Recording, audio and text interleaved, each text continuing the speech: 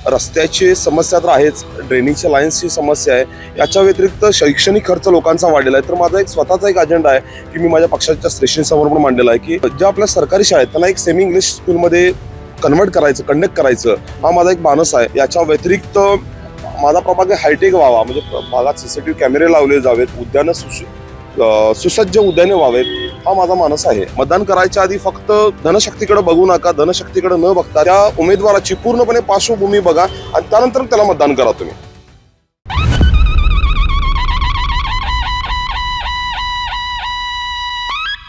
आज आपण येऊन पोहोचलो आहोत प्रभाग क्रमांक 11 या ठिकाणी. या ठिकाणचे उमेदवार आहेत सचिन मांगले. आपण त्यांची ओळख करून घ्या. दादा नमस्कार. नमस्कार.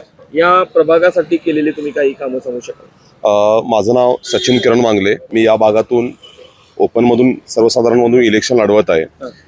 गेले कित्येक वर्ष या प्रभागामध्ये मी सामाजिक कार्य करत आलेलो आहे.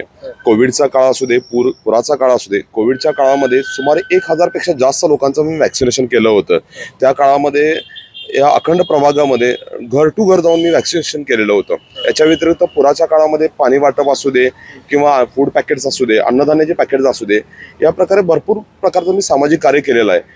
घर तिथं शिवछत्रपती या भावनेतून मी 250हून घरी शिवछत्रपतींची मूर्ती दिलेली, जेणेकरून प्रत्येक घरात शिवछत्रपतींचा आदर्श व्हावा, प्रत्येकाच्या मनात शिवछत्रपती रुजावेत, या भावनेतून मी घर टू घर शिवछत्रपतीची मूर्ती दिलेली होती. त्या काळात कोविडच्या काळामध्ये ऑक्सिजनची कमतरता होती. त्या काळात मी 1000 पेक्षा जास्त लोकांना 1000 पेक्षा जास्त झाडे मी माझ्या भागात लावण्याचं काम केलं. म्हणजे प्रत्येक घरात एक रोपटं दिलेलं होतं.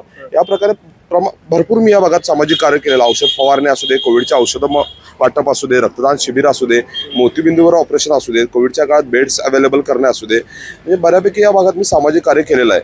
रस्त्यांसाठी त्या काळात मी निधी आणलेला होता त्यावेळेच्या आमच्या महाविकास आघाडीमधून. म्हणजे भरपूर मी सामाजिक कार्य या प्रभागात केलेलं आहे. बरं, आपला आता या निवडणुकीचा अजेंडा काय आहे? म्हणजे काय मी मुद्दा घेऊन लोकांसोबत जाता?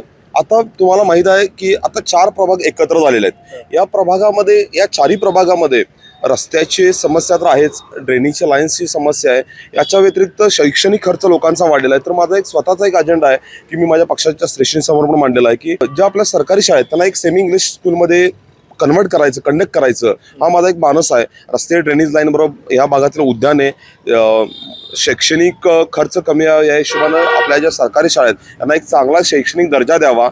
याच्या व्यतिरिक्त माझा प्रभाग हायटेक व्हावा, म्हणजे भागात सीसीटीव्ही कॅमेरे लावले जावेत, उद्यानं सुसज्ज उद्याने व्हावेत, हा माझा मानस आहे. पण तुम्ही आता या निवडणुकीच्या अनुषंगानं नागरिकांना काय आवाहन करा?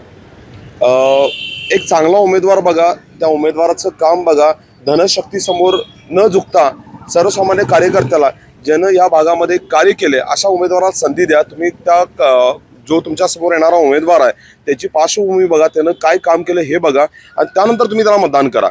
मतदान करायच्या आधी फक्त धनशक्तीकडे बघू नका, धनशक्तीकडे न बघता त्या उमेदवाराची पूर्णपणे पार्श्वभूमी बघा आणि त्यानंतर त्याला मतदान करा तुम्ही.